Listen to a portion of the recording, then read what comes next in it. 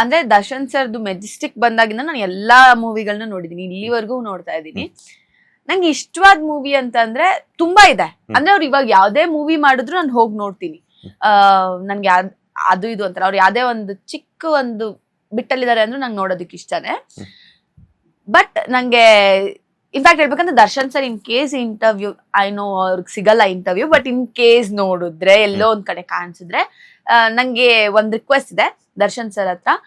ಈಗಿನ ಮೂವೀಸು ತುಂಬಾ ಚೆನ್ನಾಗಿದೆ, ಮಾಸ್ ಮೂವೀಸ್ ಹೌದು ಚೆನ್ನಾಗಿದೆ, ನೋಡಕ್ ಇಷ್ಟನೇ ಅವ್ರನ್ನ. ಬಟ್ ಅದ್ರ ಜೊತೆಗೆ ಅವಾಗ ಮಾಡ್ತಿದಲ್ವಾ ನಮ್ಮ ಪ್ರೀತಿಯ ರಾಮು ಆಗಿರ್ಬೋದು, ಮೆಜೆಸ್ಟಿಕ್ ಅಂದ್ರೆ ಲೈಕ್ ಅದೊಂದ್ ಬೇರೆನೇ ಜಾನರ್ ಅನ್ಸತ್ತೆ.